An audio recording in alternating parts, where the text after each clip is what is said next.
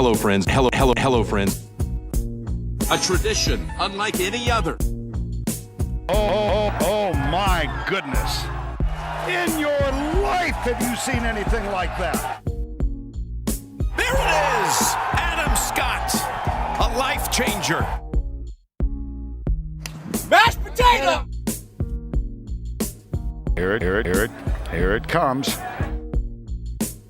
Our great friends at Puma Golf are proud to introduce the new Ignite Articulate golf shoe, taking cleated innovation to the next level, thanks to an all-new articulating outsole, midsole, and upper that is designed to flex with your foot and deliver the highest level of support. Built to meet the rigorous quality, aesthetic, and performance demands of the world's best golfers, the Ignite Articulate combines Puma's tour-validated technologies in a lightweight, extremely comfortable package with a modern athletic silhouette that can handle any swing from any lie in any season. Make your move now. The Ignite Articulate are available in-store and online in Australia, starting from just $250. For more information, visit cobragolf.com.au. This is the 19th Tee podcast. Kieran Marsh, Nathan Drudy back with you. We took a little hiatus, Drudster, last week. We are taking these where we can ahead of a very busy Australian summer. So it's good to be back with you again, my friend. Yes, likewise, Cam. And I'm taking a hiatus in a couple of weeks as well. So in 2 days, actually. So it's my turn now. Well, so you should be, to be fair, because when I say we've been taking a hiatus, it's pretty much been me taking all the hiatuses, or hiatus, however you'd like to say that. So it is time for you to have a well-earned break. As we said, we are now inside a month to go until the Australian summer kicks over in your neck of the woods. Well, when I say your neck of the woods, obviously your state. Kalgoorlie is not necessarily your neck of the woods. No. So to speak. I might be closer to Kalgoorlie than you are, to be fair. Quite possibly. But we are trying to recharge the batteries and get ready for a big Australian summer of golf. So a few breaks in programming here or there, but you've got us tonight, and you'll have an interview coming out next week with ourselves and Jimmy Emanuel, who I'm really looking forward to having a chat to. The phrase long-time reader, first-time speaker comes to mind when it comes to Jimmy Emanuel. He is, of course, the deputy and digital editor of the Golf Australia magazine, and a man in our kind of age bracket as well, which we don't often find at the pointy end of the golf media here in Australia. So looking forward to catching up with Jimmy Emanuel for his thoughts on the game more broadly. Drew, so something we haven't done in a little while is have a beer together, which be it in person or virtually. So we're going to crack open, for me, a Yeah Boy, courtesy of our good friends at Gage Roads. Just a little early week settler, the non-alcoholic version. So that's, of course, thanks to our good friends Gage Roads Brewing Company, WA's premier craft brewery, named after the strip of ocean between Rottnest and Fremantle. I did notice, Drew, so they've launched a new beer, Hazy As, the Hazy Pale Ale, just in time for summer. So big congratulations to our good friends at Gage Roads for getting the Hazy As out the door. Looking forward to wrapping the lips around one of those in the near future. Drewster, as we crack open the respective Yeah Boys, we should raise it to Cameron Smith, who in just his second tournament since his move to Live Golf has taken home his first victory at the Live Golf Invitational in Chicago, and in doing so, unsurprisingly, the largest purse of his career, $4 million US, $6 million Australian dollars, if you don't mind. Yes, I mean, the first point is we still don't really all know what this means, do we, in terms of victories on the Live Golf Tour? But there's no doubt, I think, regardless of where he's playing at the moment, whether it's the PGA Tour or whether it's Live or wherever, there is no doubt that he is one of, if not the best golfer in the world right now, and he's hitting the ball as good as he ever has, and there's no doubt that barring some sort of barring from the majors next year, he's going to be in contention once again. So good to have another Aussie winner, regardless of where it is. I think probably first and foremost, I don't know, since we last spoke, when was it, KM? Maybe 2 weeks? I think I've kind of just worn myself out on the whole Live stuff, to be honest. I'm kind of just like, I don't know. Just kind of do whatever you want. I think that's where I'm at now. I think It's funny I'm because- over it. Well, it's funny, right? Because I think that's probably where I was at Mm. 2 weeks ago. Mm. I'd certainly softened my views since last we spoke. I think as it relates to the individuals, not necessarily at a macro level, I still very much don't like what it's doing to the game. But I think as it relates to individuals and their choice, I'd softened my stance. And I think we said at the time that we're still so early in this and there's so much water left to go under the bridge. And there will be a tendency to burn oneself out. I think if you continue to operate at the level of heightened emotional state that you were, my friend. So I'm not probably surprised, to be fair, that you have reached a level of apathy. What I would say is, I wouldn't call them pointed comments, but he being Cameron Smith, go out of his way afterwards to say, I feel as though I needed to prove to myself and probably more so to other people that just because I've changed tours doesn't mean I'm a worse player for it. I'm still out here to win. So irrespective of your thoughts on the tour and the strength of it and the size and the fact it's 54 holes and shotgun starts and all of those things, he very much has gone there. Not that I'm surprised, with every intention to win at every start. And he played good golf this weekend on that tour. Dustin Johnson played good golf this weekend on that tour. There's still some very, very good players that are frequenting the live golf events now. And to your point, how that plays out, if and when we come back together, is now maybe the most fascinating thing for me. I think, it was a really interesting comment because I don't think anyone sort of said that he was going to be a worse player or maybe people did, that his game was going to go backwards if he went to live. But I think it just, to my very first point, it just makes it so hard to understand what this actually means, because for so long we had the PGA Tour that was the pinnacle, and then the DP World Tour, and it was quite a clear delineation. Whereas now we've got the PGA Tour, which I think in terms of stature is still number one in terms of what it actually means. But what does the Live Golf Tour kind of mean and these victories? So I think that was sort of my point, is that I don't know. No one was, I certainly wasn't thinking that he was going to become a worse golfer by going and playing there.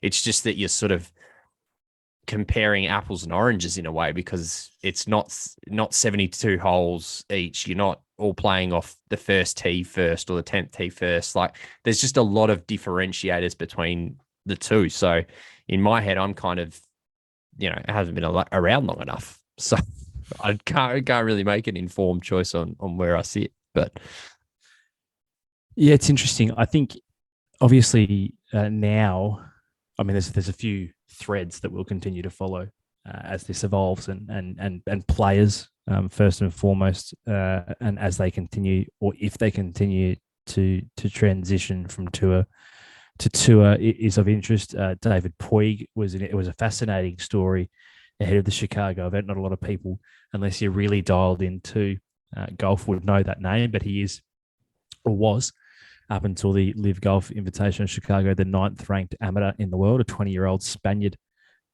attending Arizona State University. And he made the decision to jump ship, turn pro the day before Chicago, took the cash and went to Live. That's a fascinating wrinkle for me. Is this attack now on the next generation, those guys that are coming through, the highest ranked amateurs in the world in the college system? Can we get them before they even get to the tour? That's a fascinating wrinkle for me. I think as well, obviously, the ongoing speculation and uncertainty around the ratification of world rankings points as it relates to these events. This has to come to a head at some point very soon, I'd like to think. Can't continue to drag out. But yeah, I don't know. The more I think about it, I can't envisage a situation in which the OWGR doesn't grant points. I think it'll be conditional. I think it'll have some pretty stringent guidelines around it as it relates, in terms of it's hard. If you're not going to go to 72 holes, there's got to be some sort of equity system. But I don't know. I just can't see this tour being out in the wilderness just playing for money. I can't see it personally. I think the OWGR piece is a really it is the biggest piece in one of the biggest dominoes in all of this. And I think they may get some points, but it can't be to the same scale as what the 72 hole tours are getting, because I think that would just make a mockery of the system. I mean, Clearly.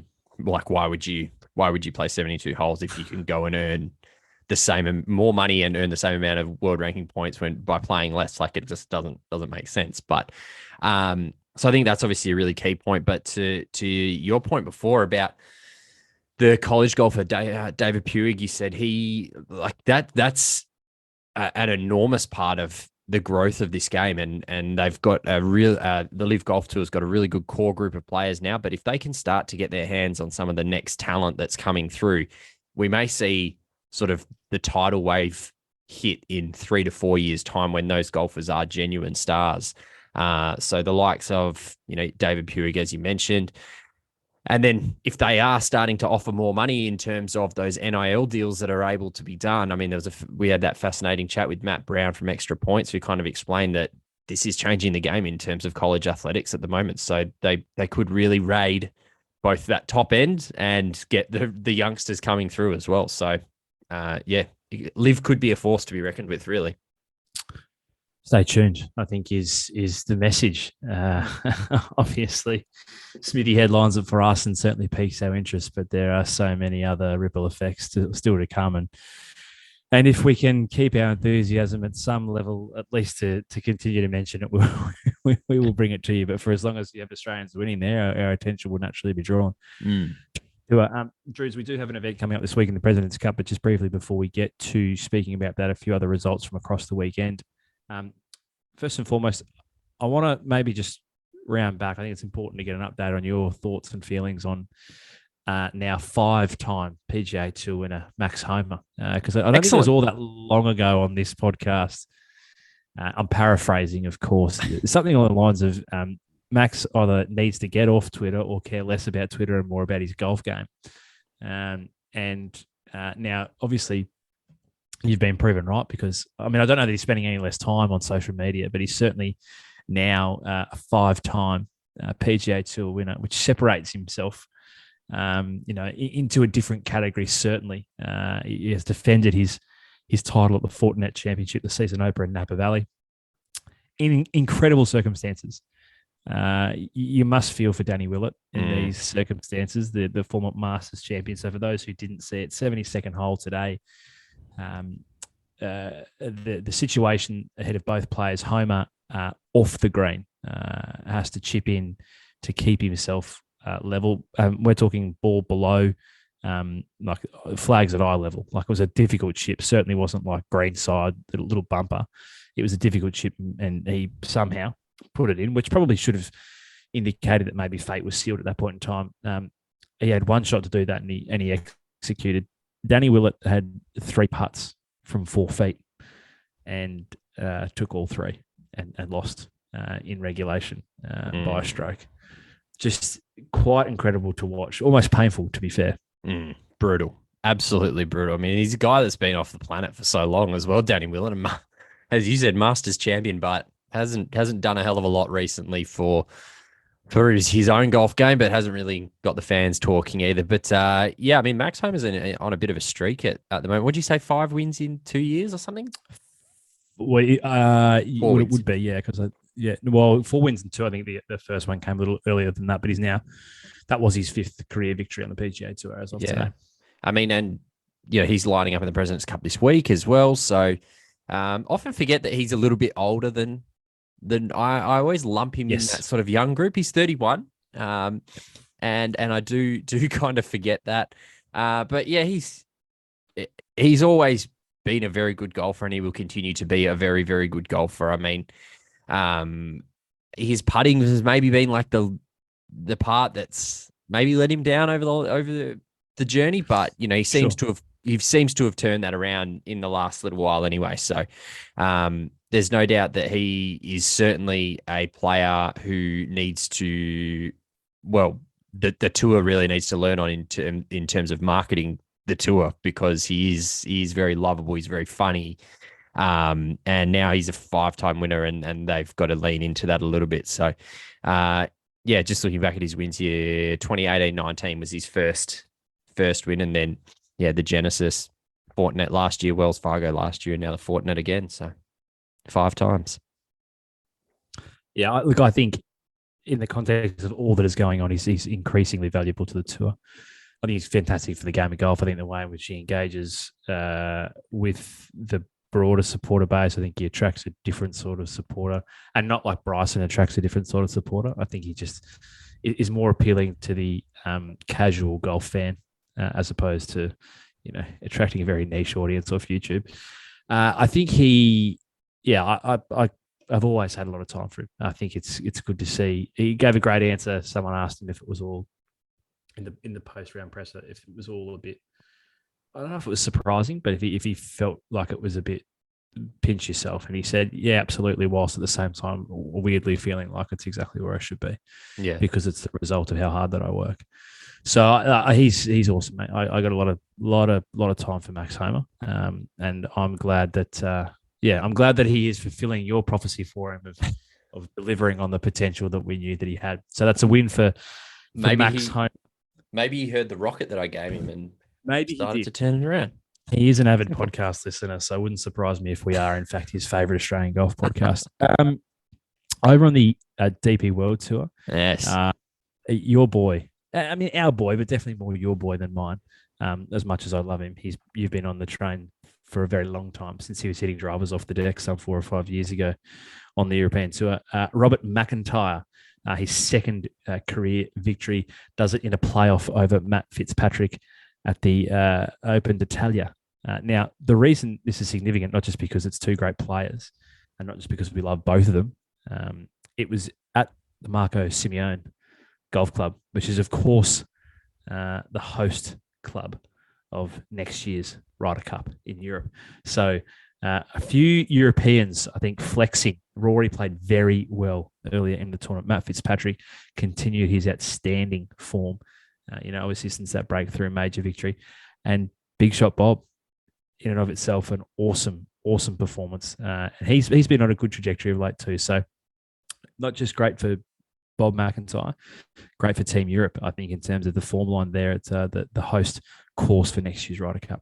Yeah, Sunday 64 as well for Bob McIntyre to get himself in that playoff and then go on and win. Tough one for me to decide who I wanted to win more out of Rob McIntyre and Matt Fitzpatrick. Your 2 boys. Yeah, I really like both of them. And just a really good leaderboard. Like, you look down at McIntyre, Fitzpatrick, Victor Perez as well in 3rd. He'll probably be in the Ryder Cup team next year. Rory McIlroy in 4th, and the Aussie Lucas Herbert in 5th there. So a really competitive, strong leaderboard there in Italy. So congrats to Bobby Mack. I like watching him play golf. I love the way he goes about it. Just wanted to make special mention of Lucas Herbert there. You said, was it outright 5th or a tie for 5th? A tie for 5th. Yeah, so he's been in some outstanding form, Lucas Herbert. I scrolled past a tweet from our good friend Ewan Porter after the 3rd round. So he finishes a couple of shots back in 5th place. It would have been his 4th win in 2 years, still a top 5 finish. He's had 3 wins on the DP World Tour. Obviously, his maiden PGA Tour victory. He's had 2 top 15s in majors. Best putter, arguably, this is according to Ewan, on the European Tour, 53rd in the world. The point he was trying to make was not good enough for a selection in the President's Cup team, which I thought was very interesting, and I tended to agree with. I think the fact that none of Lucas Herbert, Ryan Fox, and Minwoo Lee featured in that team is astounding to me. But hey, saner heads, smarter heads than you and I have made those decisions. Maybe. Good segue into the President's Cup. Very good. So we are at Quail Hollow this week for an event, sadly, I must admit I've lost a bit of luster for, which is shit, to be honest, because it was awesome, in 2019 at Royal Melbourne. It was fantastic. You were fortunate enough to be there in the flesh. I was thoroughly engaged on the television. I think it was the emergence for us of a number of players we've come to love in the past couple of years.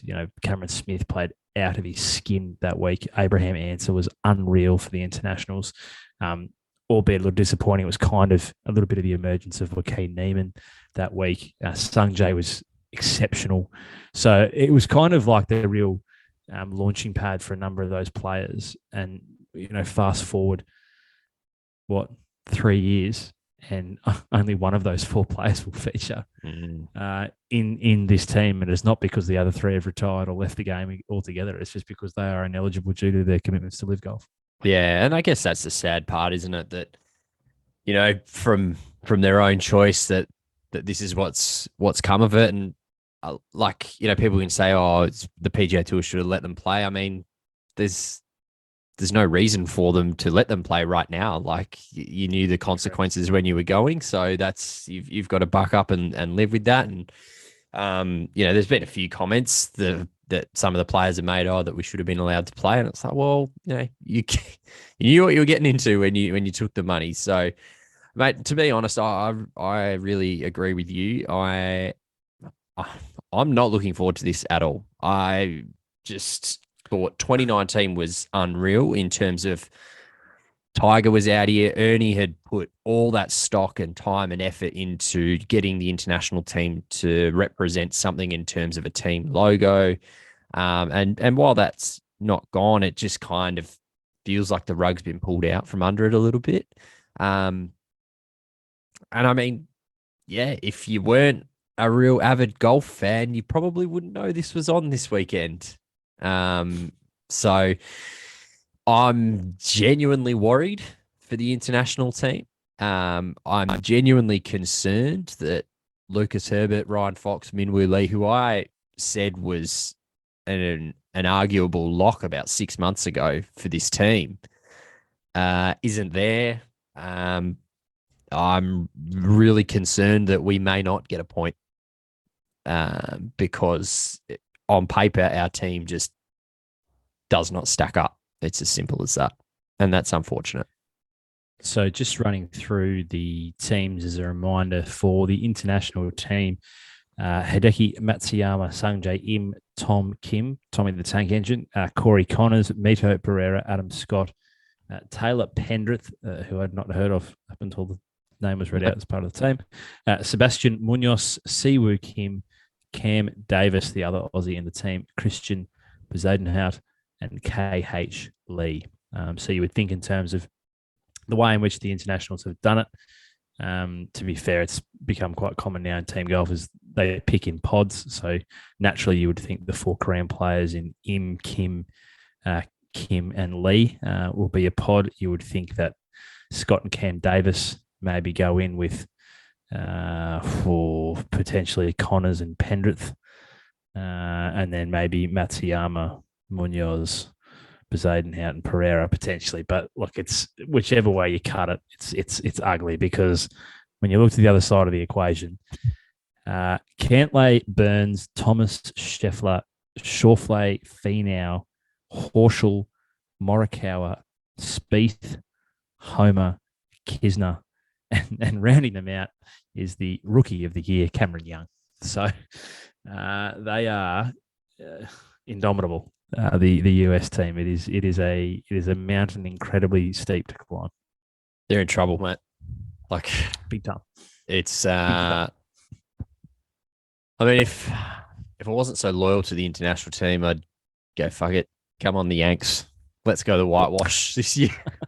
Let's set some records. I'm pretty confident. I'm pretty confident we will jag one of the 12 singles ties. I'm pretty confident we'll get one singles tie. I don't know which one, and I'm not saying I'm confident because I've nominated a tie. I'm confident winning. I'm just saying on the law of averages, we shouldn't go 0-12 in the singles. So, what do you? I know we're getting to predictions very early here, but scoreline, roughly 30 points up for grabs, roughly. What do you reckon? I reckon 24-6. I think that'd be a win. I'm going to say 27-3. Okay. I can't see it, and I'm not.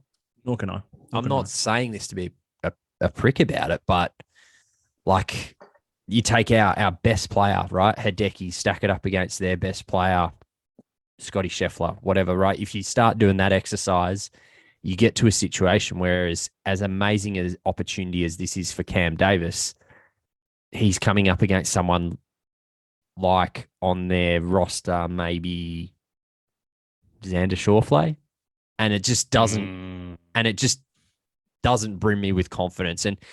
And you know what? Maybe that's exactly where the international team want to be, because they can go in with a sense of freedom in terms of there is no expectation that they're going to do any good this time around, right? So maybe it will give them a sense of freedom and they'll go and play well. I don't know, but working on the law of averages when it's not going to be pretty this weekend.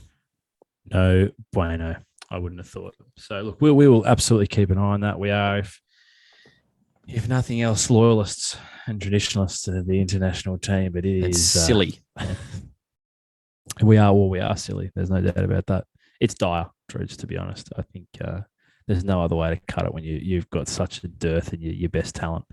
And to be fair, I think I love Trevor Immelman, the captain, but some intriguing selection decisions as it relates. Like, I know you pick horses for courses, and someone like Taylor Penrith apparently hits a long ball. I'm yet to see it, mainly because I'm yet to see him play golf. But yeah, I don't know. We also talked through Australian coloured glasses, but yeah, it's just disappointing that you don't see. I think that the knock on the non-selection of Ryan Fox was he plays most of his golf on the European Tour. Well, we just spoke about Lucas Herbert's won on the PGA Tour, albeit, yes, an alternate field event, but he's still won on the PGA Tour in the last 12 months. So, yeah, any danger? I'll tell you who hasn't won on the PGA Tour in the last 12 months? Taylor Penrith. So, look, genuinely did not know who he was. Genuinely didn't. Easy to say from the cheap seats, but I tend to think, look, he won't be the reason why we lose the President's Cup, but he'll be a contributing factor. It is unfortunate, because this is going to make a mockery of an event that has sat in the shadows of the Ryder Cup for so long. And I felt in 2019 that, not that it was ever going to get to Ryder Cup level, but in 2019 it did take a big step forward in terms of people who caring about it.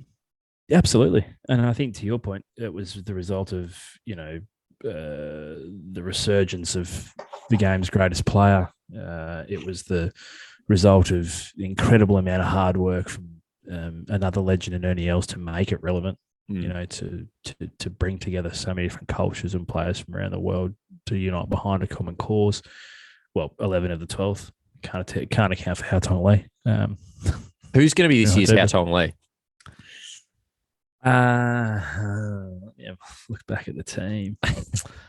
Do you know what? There's probably not actually an answer, because, I was sort of asking who's going to be the most irrelevant player on the team, but he was just genuinely not interested. Well, I was just about to say, I think at least everyone will have a dip. I think at least everyone will care. Taylor Penrith's been right in my scope for a couple of weeks, but I think at least he'll care. At least he'll show up and he'll have a crack. He'll. So you're telling me he won't get his physio on the bag to caddy for him? I probably wouldn't have thought he'll have his physio on the bag. I could be wrong, but I'm prepared to say, that he'll at least have a crack. Anyway, all right. I think, to be honest, maybe the best case scenario is it's a 27-3 or a 28-3. Maybe that is the best case scenario, because maybe that blows the concept up and we reform it. Maybe it's a mixed event. Maybe it needs to be different again. It needs to be a mixed event. So maybe we need this to be the sacrificial lamb. Who knows? Maybe. We shall see. A couple of bits of housekeeping, Drew, before we wrap it up for this week. First and foremost, Afl Grand Final this weekend. Yes. I'd imagine, just given the shared history between your Hawthorn and Geelong, I would imagine you're going for the Swans as a neutral. Honestly, Marshy, if Geelong win, that will do me for footy.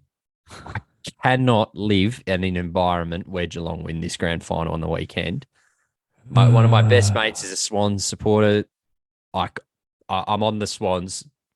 I'm nearly a member. I nearly signed up to be a member. That's how fucking in-depth I am on Sydney this week. nothing would make me happier than seeing Geelong lose by 10 goals.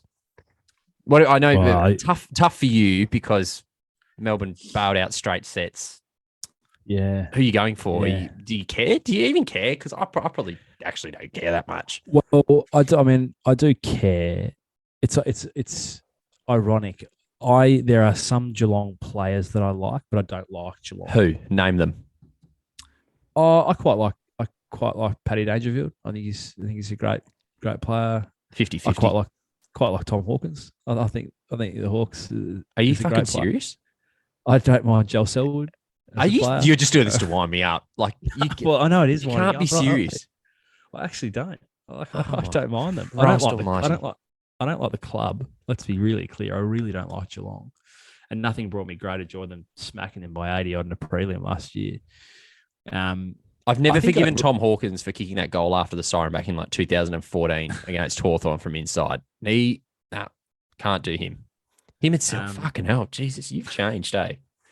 In New Zealand for 1 week. You think you know, man. I think ultimately I'd like to see Sydney win. I think that would be good. But look, let's be honest. I was just about to say after you made that outlandish statement, prepare yourself not to like football anymore because they are a juggernaut. They are incredible. And I must admit, I was a little hollow going down to Brisbane in that semi-final, watching on an iPad in Auckland, but probably took a little bit of solace. I don't think we would have lost by 70 against Geelong in a prelim, but I think we probably still would have lost by 5 or 6 goals. They're a very, very, very good team. So yeah, they are, and they're all a pack of turds. And they're all a pack of cats. So I think the message here is cheer the red and the white on behalf of the 19C podcast. I'm actually going to Melbourne. I booked my flights. I don't know if I ever told you. Yeah, you know, you did. I'm pretty sure I did. Yeah, I booked my flights and accommodation in April. Thinking we'll go to another grand final here, and I'll look like a genius because it will save myself $800. So not looking so smart now. But have you got tickets to the game? Are you going to the game? I'm trying, but it's unlikely. Given there's, I think, a cumulative number of 83,000 Swans and Geelong members who'll miss out. I don't think I'll be getting in. Don't waste your time, mate. So, look, I've never been to Melbourne for grand final weekend. I think it'll be just good to be there. It's great fun. So, looking forward very much to that. Also, on the housekeeping front, my Longhorns, Texas Longhorns, 2-1. And only the one was a 1 point loss to Roll Tide to Alabama. So they're looking very good. Pretty good. Yes. Who'd you beat this weekend? Good. Do you know off the top of your head? I'd have to look back because Quinn Ewers was obviously got injured. So that was, it was a little bit dodgy. Wasn't sure. I'm not going to pull it up in 40-something to 20-something. It wasn't a huge team. You talk about your Oregon Ducks here for 90 seconds and I'll find out what it was. I think I do have it here. UTSA. Yeah, the Roadrunners, who were very good last year. Yes, Oregon, very, very impressive win over BYU, who were ranked in the top 15. The Ducks come out and steamrolled them. I think it was 38-7 going into the last quarter, and we let them score a couple of junk time touchdowns. But we jumped back up to number 15, which is good. Texas are... Let me have a very quick look here. Don't know what's going on. I mean, surely higher than 15. Surely higher than 15. I wouldn't have thought so.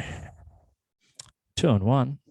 Yeah. Down by 1 to Alabama. Hello. Yeah, but I don't think you've beaten any ranked teams. That's going to be your downfall. Yeah, true. The Roadrunners. Yeah, I mean, they were good last year. They were good last year, but they're no good this year. Not good enough to draw a ranking. No, they were. Well, they were last year. They were very good. Very, very impressive. Everyone got around the Roadrunners. I think they went like 12-1. So this is great radio for everyone listening in while I find the fucking rankings. Even better if you're watching on the YouTube. Texas fumbles around on his phone. Texas actually dropped one in the rankings down to 22. So you've lost sound. Oh no. Have you got me? Something? Oh Christ. Have you got me? Check. No, I haven't got you now. Oh, no. Goodness me, this is fantastic. Even Wrap it better up. radio. Wrap it up. All right, we'll just wrap it up. Give me the wind up. Oh, goodness me. This is fantastic stuff. Anyway, what another fantastic week. Big shout out to the Les Moody Macedon Cricket Club as well. They had the golf day, which Strudes wanted me to mention. We flogged a few shirts there as prizes. Great supporters of this podcast, great supporters of Drude's leisurely cricket career as well. So love the boys down at Les Moody Macedon. A fantastic golf day over there. And the Great West yesterday, and thanks for their ongoing support of this podcast. That'll do us for another week of the 19T. Drudes is waving goodbye. I'll say goodbye on his behalf. We look forward to being back.